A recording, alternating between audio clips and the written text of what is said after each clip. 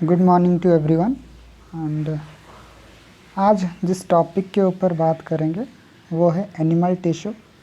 ये जो animal tissue है ये एक बहुत ही इंटरेस्टिंग टॉपिक है और एक बेसिक जो टॉपिक होता है फंडामेंटल यूनिट, उसके बारे में भी हम लोग स्टडी करेंगे कि कैसे जो एनिमल्स के बॉडी में टिश्यूज़ रहते हैं उसके बारे में हम लोग स्टडी करेंगे और जानेंगे कि ह्यूमन के बॉडी के अंदर जो टिश्यूज़ रहते हैं वो किस टाइप्स के अरेंज होते हैं और उनका स्ट्रक्चर कैसा है, उनका फंक्शंस क्या क्या रहते हैं, उन सब के बारे में हम लोग डिटेल में स्टडी करेंगे। So myself Pramit Kumar Patra and welcome to my channel. So अगर हम लोग देखें जो एनिमल के बॉडी में, अगर हम लोग इन ह्यूमंस के बारे में बात करें तो ह्यूमंस में 4 टाइप्स के टिश्यूज़ रहते हैं। एक होता है connective tissue, muscular tissue, epithelial tissue and nervous tissue. So सबसे हमको पहले पता होना चाहिए व्हाट इज़ टिश्यू। टिश्यू क्या है? हमको पता है जो भी कोई जो हमारे जो बॉडी होता है वो सिंगल सेल से बना हुआ होता है जिसको हम लोग जाइगोट बोलते हैं। और ये जो जाइगोट होता है ये एक ऐसा सिंगल सेल होता है जिसको हम लोग जाइगोट बोलते हैं। और ये जो जाइगोट होता है ये डिवाइड करता है, रिपीटेड डिवीजन करता है, ऐसे ऐसे रिपीटेड डिविजन्स करता है, बहुत सारे डिविजन्स करता है। उसके बाद जब ये धीरे धीरे डिवीजन करता है या क्लीवेज करता है उसके बाद कुछ कुछ स्ट्रक्चर बनते हैं। उसको अगर हम लोग थोड़ा सा ध्यान से देखें तो जो हमारा जो सबसे पहला जो जाइगोट होता है वो एक सिंगल सेल होता है। ओके, जाइगोट धीरे धीरे डिवाइड करके एक ऐसा स्ट्रक्चर बनाता है जिसको हम लोग बोलते हैं मोरूला, जिसमें मलबेरी लाइफ का शेप का स्ट्रक्चर होता है जिसको मोरूला के बाद आपका होता है ब्लास्टुला होता है। ब्लास्टुला के बाद आपका होता है गैस्ट्रुला होता है। और ये जो गैस्ट्रुला होता है ये गैस्ट्रुला से आपका 3 जर्म लेवल प्रोड्यूस होते हैं, जिसमें एक होता है आपका एक्टोडर्म, दूसरा होता है आपका एंडोडर्म और तीसरा होता है आपका मीजोडर्म। ओके, सबसे बाहर वाला जो लेयर होता है उसको हम लोग एक्टोडर्म बोलते हैं और सबसे मिडिल वाला जो होता है उसको मीजोडर्म बोलते हैं और सबसे जो अंदर वाला होता है इनसाइड में जो होता है उसको हम लोग एंडोडर्म बोलते हैं। तो सबसे पहले क्या होता है जब हम लोग सेक्सुअल रिप्रोडक्शन की बातें करते हैं, क्योंकि we are the sexual reproducing animals. So इसमें क्या होता है, एक मेल गेमेट होता है जो कि स्पर्म होता है और दूसरा होता है फीमेल गेमेट जिसको हम लोग ओवम बोलते हैं। और ये जो स्पर्म एंड ओवम जब फ्यूज़ होता है तो एक जाइगोट बनता है जो कि एक डिप्लॉयड सेल होता है।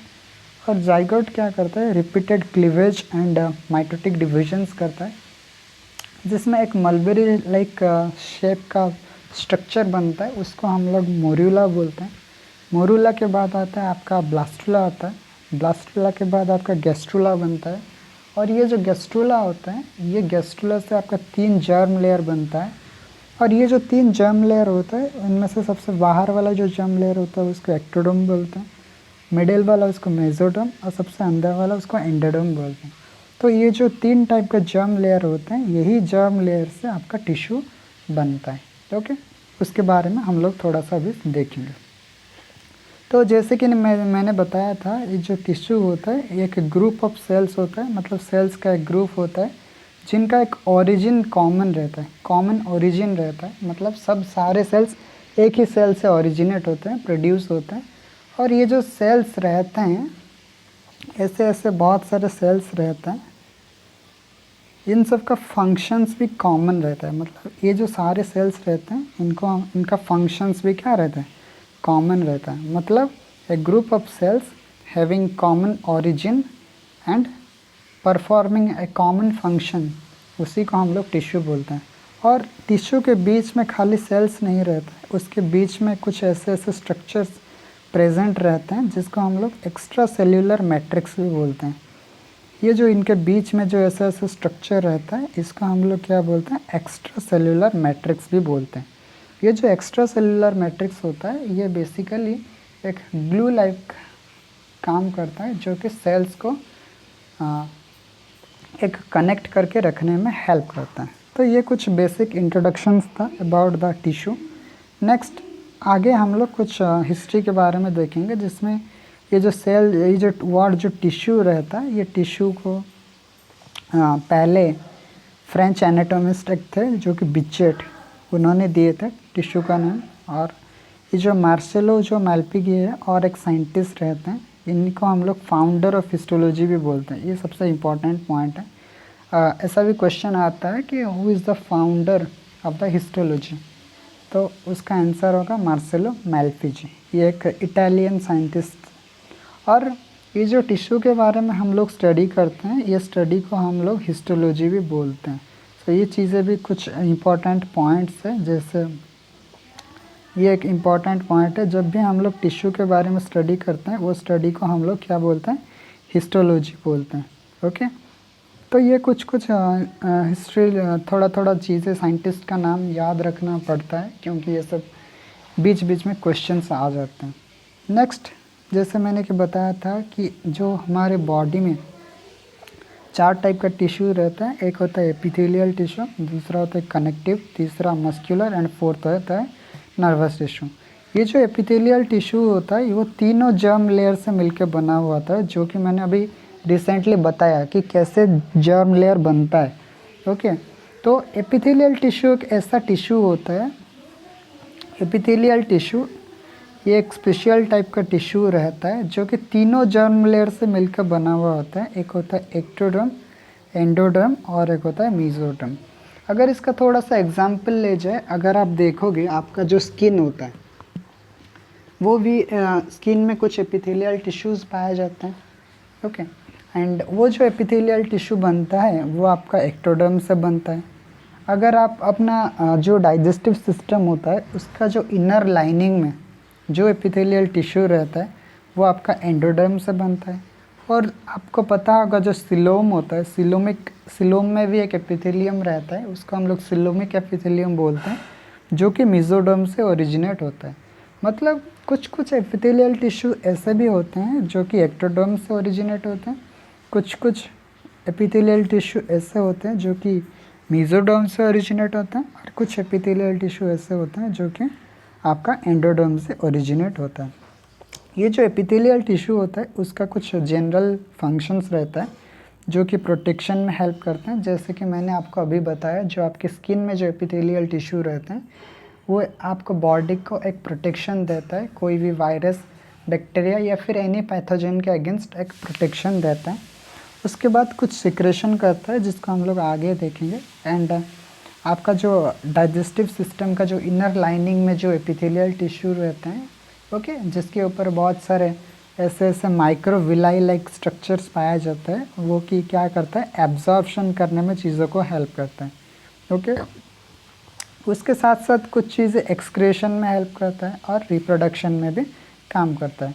तो ये एक ओवरव्यू है एक अबाउट द एपिथेलियल टिश्यू। आगे आने वाले वीडियो में हम लोग एपिथेलियल टिश्यू के बारे में डिटेल में एक कंप्लीट वीडियो देखेंगे। ठीक है, तो ये एक जनरल ओवरव्यू था। उसी टाइप का हमारा जो दूसरा टिश्यू होता है, जो कि कनेक्टिव टिश्यू होता है। कनेक्टिव टिश्यू मतलब ये कुछ चीज़ों को कनेक्ट करने में हेल्प करता है। और ये जो कनेक्टिव टिश्यू होता है, ये जो हमारा जो सबसे मिडिल वाला जो जर्म लेयर रहता था, जिसको हम लोग मेसोडर्म बोलते थे, उसी मेसोडर्म से ओरिजिनेट करता है आपका कनेक्टिव टिश्यू, जिसको हम लोग आगे डिस्कशन करेंगे। इसका फंक्शंस रहता है अटैचमेंट, जैसे कि मैंने बताया, एक सपोर्ट, एक कनेक्ट करने में हेल्प करता है और सपोर्ट प्रोवाइड करता है। उसके साथ साथ ट्रांसपोर्ट और स्टोरेज में भी ये हेल्प करता है। तीसरा जो टिश्यू रहता है, जो कि जिसको हम लोग कनेक्टिव टिश्यू बोलते हैं, सॉरी मस्कुलर टिश्यू बोलते हैं।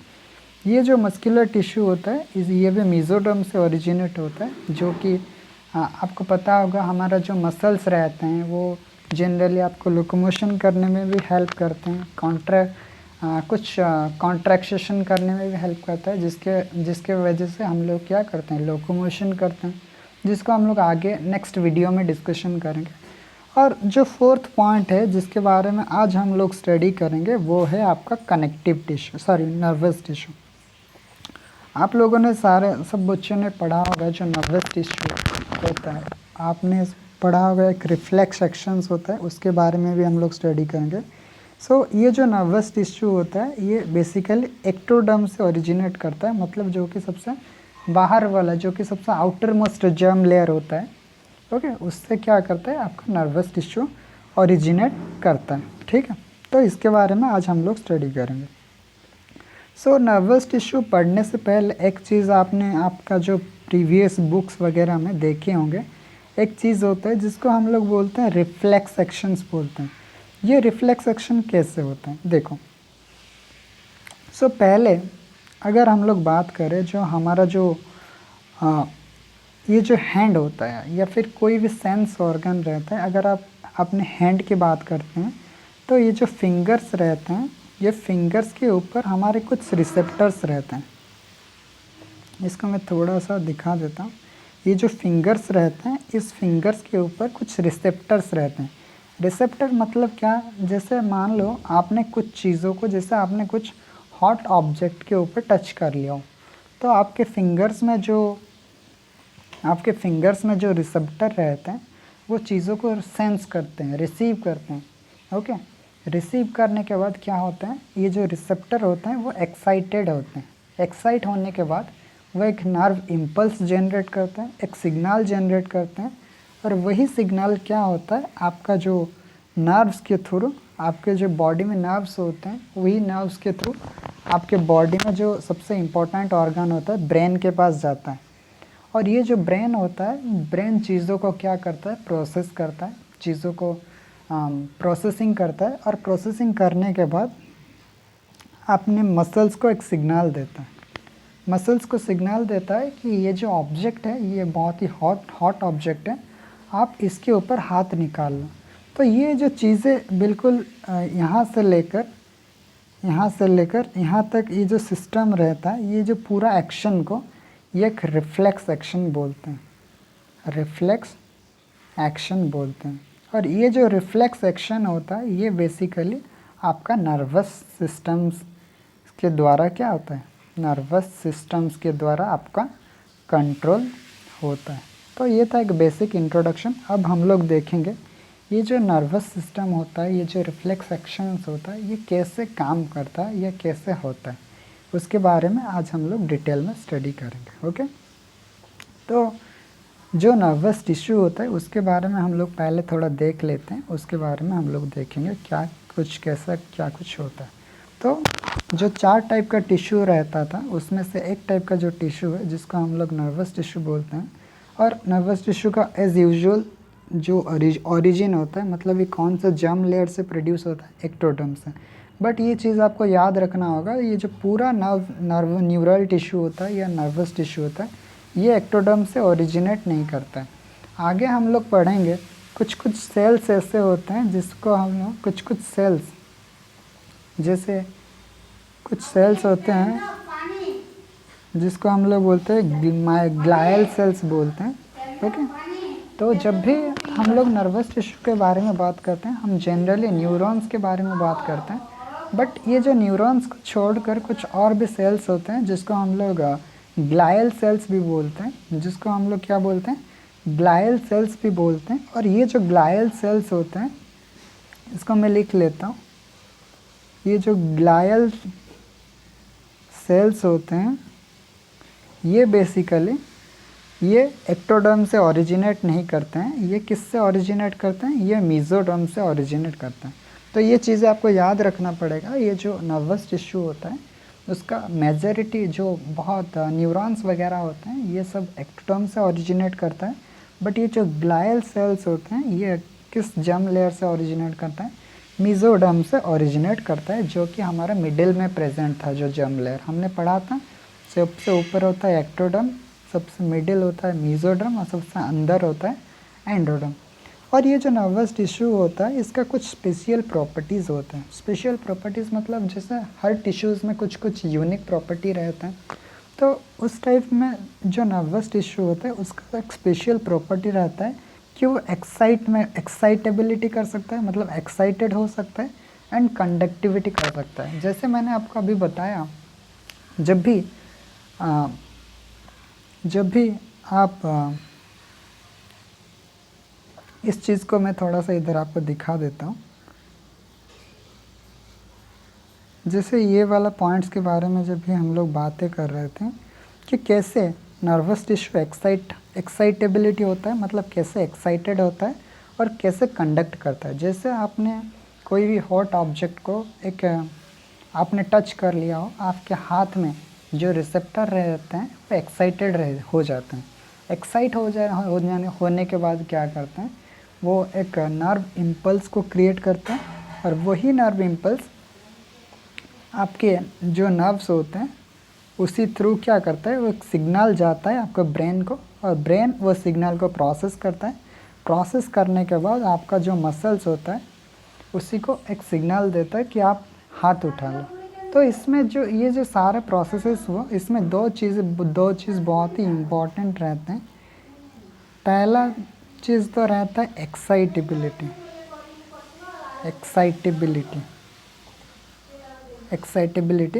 और दूसरा होता है आपका कंडक्टिविटी। एक्साइटेबिलिटी एंड कंडक्टिविटी, मतलब एक्साइट हो जाना और चीज़ों को कंडक्ट करना, उसी को हम लोग बोलते हैं एक्साइटेबिलिटी एंड कंडक्टिविटी। और ये जो दो प्रॉपर्टी होता है ये नर्वस टिश्यू में यूनिक होता है, मतलब इसमें ज़्यादातर देखने के लिए मिलता है। ठीक है, उसके बाद नेक्स्ट पॉइंट के बारे में अगर हम लोग स्टडी करेंगे तो इसका जो कुछ पॉइंट्स होते हैं उसके बारे में हम लोग देखेंगे। तो पहली बात तो हमने पढ़ लिया कि इसमें दो चीज़ें यूनिक होते हैं, एक होता है आपका एक्साइटेबिलिटी और दूसरा होता है कंडक्टिविटी। एक्साइटेबिलिटी का मतलब मैंने आपको बता दिया, is the ability to initiate the nerve impulse. मतलब जैसे आपका रिसेप्टर ने कुछ चीज़ों को सेंस किया, वो एक्साइट हुआ। ओके, एक्साइट हुआ, ठीक है। एंड एक्साइट होने के बाद खाली तो एक्साइट नहीं होगा ना, उसको कंडक्ट करेगा। जो रेस्पॉन्स को वो रिसीव किया, जो सिग्नल को वो रिसीव किया, वो सिग्नल को कहाँ पर ट्रांसमिट करेगा कहाँ तक, ब्रेन तक ट्रांसमिट करेगा, ताकि ब्रेन उस चीज़ को प्रोसेस करे और प्रोसेस करने के बाद उसके अगेंस्ट कुछ एक्शन लिए। ठीक है, ये जो सेंसेशन होता है, सेंसेशन डिफरेंट टाइप्स का होता है। मतलब ऐसा नहीं कि खाली हॉट ऑब्जेक्ट रहता है, उसके साथ साथ कुछ इंटरनल बॉडी पेन भी होता है, वो भी एक टाइप का स्टिमुलस की तरीके से काम करता है। जैसे मसल कंट्रैक्शन हो या ग्लैंडुलर सिक्रेशन हो, ये सब चीज़ें किसके द्वारा कंडक्ट होता है, आपका नर्वस टिश्यू के द्वारा कंडक्ट होता है। ठीक है, अब कुछ और प्रॉपर्टीज़ के बारे में हम लोग देखेंगे। ठीक है, अभी हम लोग न्यूरल टिश्यू जो होता है उसका क्लासिफिकेशन करते हैं। जनरली जब भी हम लोग न्यूरल टिश्यू के बारे में पढ़ते हैं उसमें ज़्यादातर मेजॉरिटी हम लोग न्यूरॉन्स के बारे में पढ़ते हैं, बट ऐसा सिर्फ नहीं है। न्यूरॉन्स को छोड़कर और भी बहुत सारे न्यूरोग्लायल सेल्स होते हैं। ओके, न्यूरोग्लायल सेल्स तो होते हैं, और ये जो न्यूरोग्लायल सेल्स डिफरेंट टाइप्स के होते हैं, जिसमें से एक टाइप का होता है इपेंडाइमल सेल्स होते हैं, उसके बारे में भी हम लोग स्टडी करेंगे। सो इन ब्रॉड अगर हम लोग थोड़ा सा क्लासिफिकेशन करने की कोशिश करें, जो हमारा जो नर्वस टिश्यू रहता है उसमें दो मेजर पार्ट रहते हैं। एक होता है आपका न्यूरॉन और दूसरा होता है आपका ग्लायल सेल्स। इसके बारे में भी हम लोग आगे डिस्कशन करेंगे। ठीक है, तो ये जो न्यूरॉन्स रहता है पहली बात, और दूसरा रहता है आपका ग्लायल सेल्स रहता है। ये जो न्यूरॉन्स रहते हैं, न्यूरॉन्स में भी दो पार्ट रहते हैं, एक सेल बॉडी रहता है, ओके, और दूसरा रहता है न्यूराइड्स, मतलब जो एक्सटेंशन रहता है। न्यूराइड्स भी दो टाइप्स के होते हैं, एक होता है आपका डेंड्राइट्स और दूसरा होता है एक्सॉन्स। ओके, इसके बारे में भी हम लोग स्टडी करेंगे। ठीक है, ओके, तो बेसिकली हम लोग पहले सबसे ये जानेंगे कि एक न्यूरॉन क्या है, ये न्यूरॉन दिखने में भी कैसा होता है, उसका स्ट्रक्चर क्या होता है, उसके बारे में हम लोग डिटेल में स्टडी करेंगे। ओके, सो ये जो न्यूरॉन रहता है ये एक फंडामेंटल यूनिट रहता है आपका नर्वस सिस्टम का। आपका नर्वस सिस्टम का जो सबसे फंडामेंटल यूनिट रहता है इसको हम लोग बोलते हैं न्यूरॉन बोलते हैं। ठीक है, ये आप लोगों ने बचपन से पढ़ा ही होगा, इसको हम लोग नर्वस सिस्टम का जो सबसे यूनिट बोलते हैं। और ये जो न्यूरॉन रहता है ना, ये डिफरेंट टाइप्स का होता है। इसमें जो न्यूरॉन का स्ट्रक्चर दिखाया गया है ये मैं आपको बोल देता हूँ। ये एक मल्टीपोलर न्यूरॉन का स्ट्रक्चर दिखाया गया है। बट ऐसा ज़रूरी नहीं है कि हर न्यूरॉन ऐसा ही दिखे, ठीक है। तो जनरली जब भी हम लोग न्यूरॉन के बारे में बातें करते हैं, न्यूरॉन में 3 पार्ट हमको देखने के लिए मिलता है, ठीक है। तो ये 3 पार्ट क्या क्या होता है? जो सबसे पहला पार्ट होता है इसको हम लोग डेंड्राइट्स बोलते हैं, ओके, डेंड्राइट्स बोलते हैं। और ये जो मिडिल का जो रीजन रहता है, ये जो मिडिल वाला रीजन रहता है, इसी को हम लोग साइटॉन भी बोलते हैं, सोमा भी बोलते हैं, और सेल बॉडी भी बोलते हैं, ठीक है। दूसरा पार्ट क्लियर गया। और ये जो तीसरा पार्ट, ये जो एक लॉन्ग जो सिलेंडर लाइक स्ट्रक्चर दिख रहा है, ये वाला स्ट्रक्चर को हम लोग एक्सॉन बोलते हैं। तो मेजरली 3 पार्ट हमको देखने के लिए मिलता है। पहला बात तो डेंड्राइट्स, दूसरा होता है आपका सेल बॉडी और साइटॉन, और तीसरा जो होता है उसको हम लोग बोलते हैं एक्सॉन बोलते हैं। वो सब क्या क्या है उसके बारे में हम लोग देखेंगे। सो सबसे पहले हम लोग डिस्कशन करेंगे दैट साइटॉन क्या है। साइटॉन को हम लोग दूसरे वर्ड में सेल बॉडी भी बोलते हैं। ऑब्वियसली ये जो न्यूरॉन रहता है ये तो एक सेल है ना, तो हर सेल का एक न्यूक्लियस होता है। उसी टाइप का ये जो साइटॉन रहता है, साइटॉन के अंदर आपका न्यूक्लियस देखने के लिए मिलता है। साइटॉन में आपको क्या क्या देखने के लिए मिलता है? सबसे पहली बात तो ये है, जो आपका साइटॉन रहता है उसके अंदर आपका न्यूक्लियस देखने के लिए मिलता है, ओके।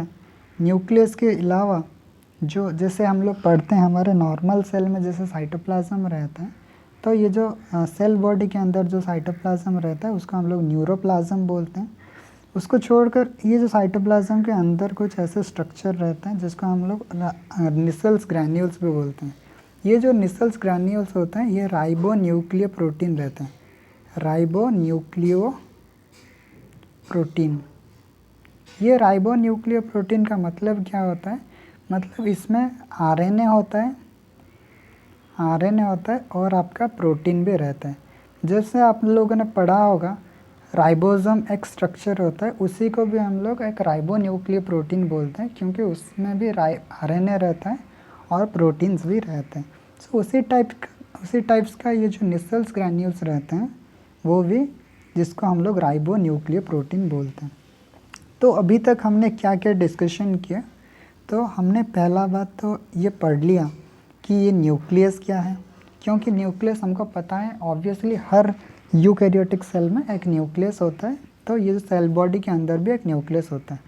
उसके बाद सेकंड पॉइंट ये है, जैसे हम लोग अपना जैसे देखते हैं न्यूक्लियस के अंदर जैसे न्यूक्लियोप्लाज्म होता है, तो इधर होता है न्यूरोप्लाज्म। तो कंफ्यूज मत होना, उधर न्यूक्लियोप्लाज्म होता है, इधर न्यूरोप्लाज्म होता है। तो ये पहला बात पॉइंट, ये दूसरा पॉइंट, और ये आपका जो निसल्स ग्रैन्यूल्स होते हैं वो आपका तीसरा पॉइंट हो गया। उसको छोड़कर ये सेल बॉडी के अंदर कुछ ऐसे फाइबर लाइक स्ट्रक्चर्स रहते हैं जिसको हम लोग न्यूरोफाइब्रिल्स बोलते हैं, तो ये 4 चीज़ें बहुत ही इम्पोर्टेंट हैं, इसको ध्यान रखने वाली बात है। इसको अगर बुक्स के बारे में, बुक्स में क्या लिखा गया है उसको अगर हम लोग थोड़ा सा स्टडी करें तो वही चीज़ें लिखा गया है कि ये जो साइटॉन होता है जिसमें एक साइटोप्लाज्म रहता है उसको हम लोग स्पेशली न्यूरोप्लाज्म बोलते हैं। और कुछ चीज़ें जैसे नॉर्मली हम सेल्स में देखा जाता है कि ये जो माइटोकॉन्ड्रिया होता है, गोल्जी बॉडी होता है, एंडोप्लाज्मिक रेटिकुलम होता है, राइबोसोम होता है, लाइसोसोम होता है, और ये सब चीज़ें भी हमको देखने के लिए मिलता है, क्योंकि नॉर्मली एक यूकैरियोटिक सेल में ये सब देखने के लिए मिलता है। और सबसे इम्पोर्टेंट पॉइंट जो ये है, ये जो निसल्स ग्रैन्यूल्स रहते हैं, ओके, ये निसल्स ग्रैन्यूल्स में जनरली इसको हम लोग राइबो न्यूक्लियो प्रोटीन्स बोलते हैं। और ये जो राइबो न्यूक्लियो प्रोटीन रहता है इसके बारे में अगर हम लोग थोड़ा सा डिटेल में स्टडी करें तो ये जो आपका निसल्स ग्रैन्यूल्स रहता है, ये जो निसल्स ग्रैन्यूल्स रहता है वो कुछ एंजाइम्स या प्रोटीन्स को प्रोड्यूस करता है, एंजाइम्स एंड प्रोटीन्स को क्या करता है, प्रोड्यूस करता है। जैसे आप लोगों ने पढ़ा होगा कुछ चीज़ें ऐसे होता है जिसको हम लोग न्यूरोट्रांसमीटर बोलते हैं। न्यूरोट्रांसमीटर एक न्यूरॉन से रिलीज़ होता है और दूसरा न्यूरॉन जो होता है उसी को वो एब्जॉर्व करता है या कैप्चर करता है, उसके बाद उसका रेस्पॉन्स देखने के लिए मिलता है दूसरा न्यूरॉन का। तो ये जो न्यूरोट्रांसमीटर होता है वो आते हैं कहाँ से? वो आते हैं निसल्स ग्रैन्यूल्स के द्वारा जो एंजाइम बनाया जाता है, उसी एंजाइम जो रहते हैं उसी एंजाइम्स ने वो न्यूरोट्रांसमीटर को सिंथेसिस करने में हेल्प करते हैं, और वही न्यूरोट्रांसमीटर एक्सॉन्स के द्वारा ट्रांसफर होकर दूसरा न्यूरॉन्स के पास जाते हैं, जो कि दूसरा न्यूरॉन्स उसको एब्जॉर्ब करता है और उसी अकॉर्डिंग अपना काम करता है। ठीक, तो ये था आपका साइटोन या सेल बॉडी। दूसरा जो पॉइंट ये है कि प्रोसेसेस ऑफ न्यूरॉन्स।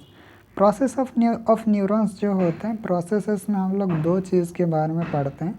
एक होता है आपका डेंड्राइट्स और दूसरा होता है आपका एक्सॉन। डेंड्राइट्स जो होता है और एक्सॉन, डेंड्राइट्स के बारे में पहले हम लोग स्टडी कर लेते हैं, उसके बारे में हम लोग एक्सॉन्स के बारे में देखेंगे। ये जो डेंड्राइट्स होता है ये बहुत सारे होते हैं, मल्टीपल नंबर ऑफ होते हैं। ठीक है, और ये हर दिशा में, हर डायरेक्शन में क्या करते हैं, ओरिजिनेट करता है। और ऐसा भी हो सकता है ये जो कुछ डेंड्राइट्स ऐसे होते हैं जो कि डेंड्रेटिक ब्रांच में क्या होता है, डिवाइड कर लेते हैं। ये जो डिवीज़न होता है डेंड्राइट्स का, ये इसलिए होता है क्योंकि वो सराउंडिंग से सिग्नल्स को क्या करता है, रिसीव करता है। सराउंडिंग से सिग्नल्स को रिसीव करता है। जैसे कि मैंने आपको बताया था कि आप अगर कोई भी हॉट ऑब्जेक्ट को पकड़ लेते हो तो वो जो रिसेप्टर एक्साइट होता है, तो वो रिसेप्टर कैसे एक्साइटेड होता है, क्योंकि जो रिस्पॉन्स या जो सिग्नल है उसको रिसीव कौन करता है, आपका डेंड्राइट्स करता है। आपका पहले सिग्नल को रिसीव करेगा डेंड्राइट, उसके बाद न्यूरॉन क्या हो, एक्साइट होगा, जिसको हम लोग बोलते हैं एक्साइटेबिलिटी। ओके, तो डेंड्राइट्स के बारे में आपको पता चल गया। एंड नेक्स्ट जो प्रोसेस होता है उसको हम लोग एक्सॉन्स बोलते हैं। नेक्स्ट प्रोसेस क्या होता है, आपका एक्सॉन। ये जो एक्सॉन होता है ये एक ऐसे ही लॉन्ग लाइक का स्ट्रक्चर होता है। इसको मैं थोड़ा सा छोटा कर लेता हूँ जिसमें से आपको पता चल जाए। ये जो एक्सॉन होता है ये ऐसा एक लॉन्ग लाइक का स्ट्रक्चर होता है, एक सिलेंडर लाइक का स्ट्रक्चर होता है। ओके, एंड ये जो अपना जो एंड होता है उसमें ऐसे डिवीज़न होता है।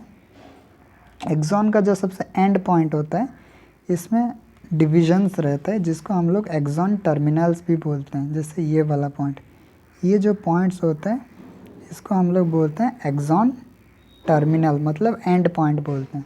एक्सॉन टर्मिनल में ऐसे छोटे छोटे बल्ब लाइक का स्ट्रक्चर्स रहता है, जिसको हम लोग टर्मिनल नॉब भी कहते हैं। टर्मिनल नॉब भी कहते हैं। तो उस चीज़ के बारे में हम लोग देखेंगे, थोड़ा और अच्छे से देखेंगे। तो पहली बात, ये जो एक्सॉन रहता है ये एक सिलेंडर लाइक स्ट्रक्चर होता है, ऐसे सिलेंडर लाइक स्ट्रक्चर होता है। ठीक है, और ये जो एक्सॉन्स रहता है ना, उसके ऊपर कुछ शीथ प्रेजेंट रहता है, जिसको हम लोग बोलते हैं माइलिन शीथ बोलते हैं। ये जो आप देख पा रहे हो इसके ऊपर एक कवरिंग लाइक स्ट्रक्चर है, इसी को हम लोग क्या बोलते हैं, माइलिन शीथ या मेडुलरी शीथ बोलते हैं। मतलब जैसे आप इसको ऐसे इमेजिन कर सकते हो कि जैसे मान लो आपके एक हाथ कट गया हो, उसके ऊपर जब भी आप एक बैंडेज करते हो उसके ऊपर बहुत सारे लपटते हो उसको, इसका जो कपड़ा होता है, ठीक है, वाइट का। तो उसी टाइप का जो आपका एक्सॉन रहता है उसके ऊपर एक माइलिन शीथ बनता है। ठीक है, और ये देखेंगे हम लोग आगे कि ये जो माइलिन शीथ होता है वो किस चीज़ से लेकर बना हुआ होता है, और ये जो माइलिन शीथ का फंक्शन क्या होता है उसके बारे में हम लोग डिटेल में स्टडी करेंगे। ये जो एक्सॉन रहता है, ये एक्सॉन का जो ये वाला हिस्सा रहता है जिसको हम लोग एक्सॉन हिलोक बोलते हैं। ये जो एक्सॉन हिलोक रहता है ये बहुत ही सेंसिटिव पार्ट रहता है, जहाँ से आपका नर्व ट्रांसमिशन या न्यूरल जो सिग्नल ट्रांसमिशन बहुत फास्ट जनरेट होता है। और ये इसलिए होता है क्योंकि इधर बहुत सारे sodium and potassium channel present रहते हैं। तो हमने पहली बात तो एक्सॉन हिलोक के बारे में पढ़ लिया। दूसरा बात हमने पढ़ लिया कि मेडुलरी शीथ क्या है या माइलिन शीथ क्या है। माइलिन शीथ किस चीज़ से लेकर बना हुआ होता है, वो एक सेल से मिलकर बना हुआ होता है, जिसको हम लोग बोलते हैं श्वन सेल। श्वन सेल से मिलकर क्या बना हुआ होता है, आपका माइलिन शीथ बना हुआ होता है। और ये जो श्वन सेल के ऊपर एक मेम्ब्रेन रहता है जिसको हम लोग न्यूरिलेमा भी बोलते हैं। दो एक्सॉन के बीच में, ये जो दो एक्सॉन का बीच में ये जो छोटा छोटा जो पार्ट रहता है इसको हम लोग इंटरनोड बोलते हैं। और इंटरनोड के बीच में ये जो गैप रहता है उसको हम लोग नोड ऑफ रैनवियर बोलते हैं। ये जो नोड ऑफ रैनवियर है इसके ऊपर कोई भी माइलिन क्षेत्र प्रेजेंट नहीं होता है, ठीक है। तो इतना चीज़ों के बारे में हम लोग पढ़ लिए। और कुछ कुछ जो आपका जो एक्सॉन होता है उसमें जो नोड ऑफ रैनवियर से एक एक्सटेंशन निकलता है जिसको हम लोग बोलते हैं कोलेटरल फाइबर्स भी बोलते हैं, ठीक है। और एक्सॉन का अगर सबसे एंड पॉइंट की अगर हम लोग बात करें, वो एक्सॉन टर्मिनल में डिवाइड हो जाए, टर्मिनल में, और एक्सॉन टर्मिनल के बाद वो छोटे छोटे साइनेप्टिक नोब्स में डिवाइड हो जाते हैं। ये जो साइनेप्टिक नोब्स होते हैं वही साइनेप्टिक नोब्स क्या करते हैं, आपका जो न्यूरोट्रांसमीटर होता है उसी को रिलीज़ करते हैं। और वो न्यूरोट्रांसमीटर कौन बनाता है, एंजाइम्स बनाता है। और वही एंजाइम्स कहाँ से आते हैं, आपके निसेल्स ग्रैन्यूल्स में आता है। तो उसी को एक हम लोग ग्राफिकली वे में लिखना चाहे तो आप कैसे लिख सकते हैं। तो पहले आपका होता है निसेल्स ग्रैन्यूल्स। निसेल्स ग्रैन्यूल्स आपका क्या बनाता है, एंजाइम्स। जो एंजाइम क्या करता है, न्यूरोट्रांसमीटर को रिलीज़ मतलब प्रोड्यूस करता है। और यही न्यूरोट्रांसमीटर आपका जो नोब, साइनेप्टिक नोब रहता है जो कि एक्सॉन का बिल्कुल एंड में प्रेजेंट रहता है, वही नोब से क्या होता है, रिलीज़ हो जाता है। और ये जो रिलीज़ होता है, रिलीज़ होने के बाद दूसरा न्यूरॉन उसको कैप्चर कर लेता है। तो ये एक ओवरऑल ऐसा ही सिस्टम रहता है जिसके बारे में आगे हम लोग स्टडी करेंगे, ठीक है। तो जो चीज़ें अगर हम लोग देखेंगे उसके बारे में थोड़ा पढ़ लेते हैं, बुक्स में क्या क्या लिखा गया है। तो जो प्रोसेस रहता है उसको मैं थोड़ा सा जूम कर लेता हूँ। जो प्रोसेसेस रहता है, प्रोसेसेस मेनली कितने टाइप्स के रहते हैं। प्रोसेसेस दो टाइप का रहता है। एक होता है आपका डेंड्राइट्स जिसको हम लोग डेंड्रॉन्स भी बोलते हैं, और होता है एक्सॉन जो कि एक्सिस बस सिलेंडर जैसा रहता है, उसको हम लोग एक्सॉन बोलते हैं। डेंड्राइट्स जो कि एक भी हो सकता है, बहुत सारे भी हो सकते हैं, बट जो एक्सॉन रहता है वो सिंगल रहता है, ठीक। डेंड्राइट्स छोटा रहता है, छोटा छोटा रहता है, और एक्सॉन जो रहता है वो लॉन्ग रहता है, और उसका जो थिकनेस होता है, जो मोटाई होता है वो कांस्टेंट रहता है। तो ये कुछ कुछ पॉइंट आपको ध्यान रखना होगा, इन्फॉर्मेशंस को कलेक्ट करना पड़ेगा, ओके। एंड जो एक्सॉन रहता है उसमें जो एक्सॉन हिलॉक रहता है वो सबसे सेंसिटिव पार्ट रहता है, क्योंकि उसमें से आपका जो नर्व सिग्नल जनरेट होता है, नर्व एक्शन पोटेंशियल जनरेट होता है। ये चीज़ याद रखना, ये जो एक्सॉन हिलॉक होता है ये इधर लिख सकते हो, एक्शन पोटेंशियल जनरेट्स। ये जो एक्सॉन हिलॉक रहता है यहाँ से आपका एक्शन पोटेंशियल क्या होता है, जनरेट होता है, ठीक। उसके बाद जो पॉइंट रहता है, जो ये जो एक्सॉन का एंड पॉइंट रहता है जिसको हम लोग एक्सॉन टर्मिनल बोलते हैं या प्री सिनेप्टिक नोब भी बोलते हैं, ठीक है। और ये जो प्री सिनेप्टिक नोब होता है, ये जो एक्सॉन रहता है, ये एक्सॉन दूसरा न्यूरॉन के साथ भी कनेक्ट हो सकता है और मसल्स के साथ भी कनेक्ट हो सकता है। जैसे देखो ये एक इम्पॉर्टेंट पॉइंट है, इसको मैं थोड़ा सा डिटेल में बोल देता हूँ। ये देखो इधर एक न्यूरॉन और एक न्यूरॉन के साथ कनेक्ट हुआ है, इधर एक न्यूरॉन और एक न्यूरॉन के साथ कनेक्ट हुआ है, क्योंकि ये दूसरा न्यूरॉन है, ये पहला न्यूरॉन है, ओके। और जब भी एक न्यूरॉन दूसरा न्यूरॉन के साथ कनेक्ट होता है उधर क्या बनता है, आपका साइनेप्टिक नोब बनता है, साइनेप्टिक नोब बनता है। लेकिन इधर जो सबसे इम्पॉर्टेंट पॉइंट ये है, जब भी ऐसा थोड़ी ज़रूरी है कि एक्सॉन सिर्फ एक न्यूरॉन सिर्फ दूसरा न्यूरॉन के साथ कनेक्ट हो। न्यूरॉन्स मसल्स के साथ भी कनेक्ट हो सकते हैं, न्यूरॉन्स कुछ ग्लैंड्स के साथ भी कनेक्ट हो सकते हैं। अच्छा,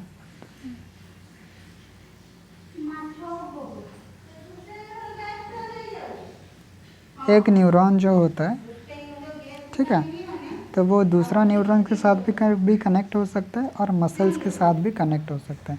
जब भी एक न्यूरॉन मसल्स के साथ कनेक्ट होता है उसी को हम लोग मोटर एंड प्लेट, मतलब एक ऐसा स्ट्रक्चर बनाता है जिसको हम लोग मोटर एंड प्लेट बोलते हैं। और ये जो मोटर एंड प्लेट होता है वो बेसिकली मसल्स के साथ कनेक्ट रहता है, ठीक है। और ये जो जंक्शन होता है इसको हम लोग न्यूरो मस्क्यूलर जंक्शंस भी बोलते हैं, ठीक है। तो ये कुछ पॉइंट्स याद रखने वाली बात है। तो हमने तीनों पॉइंट्स के बारे में हम लोग डिटेल में डिस्कशन कर लिए, ठीक है। तो पहला हम लोग क्या पढ़े, हमने स्टार्ट किया कहाँ से, आपका साइटोन से स्टार्ट किया, ओके।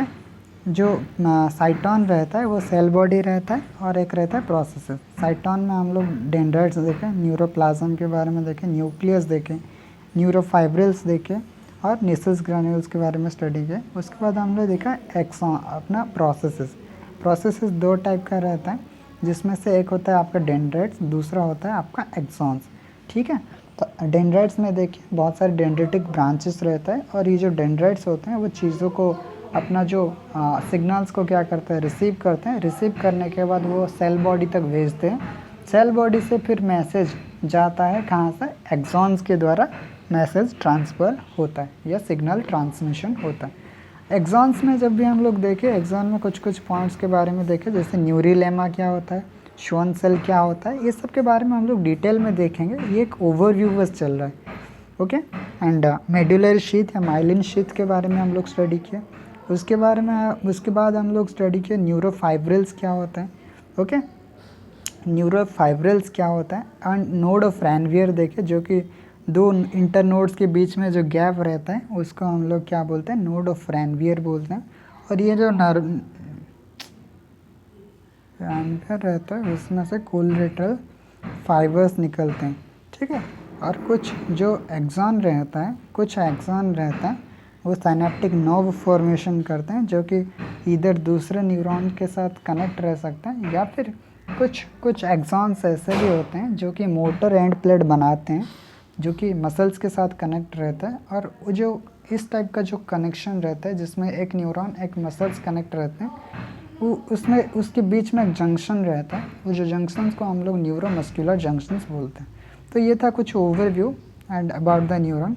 आगे आने वाले वीडियो में हम लोग और भी डिटेल्स के बारे में देखेंगे, ये साइनेप्स क्या होता है, कैसे बनता है और कितने टाइप्स के साइनेप्स होते हैं, उसके बारे में हम लोग डिटेल में स्टडी करेंगे। Thank you.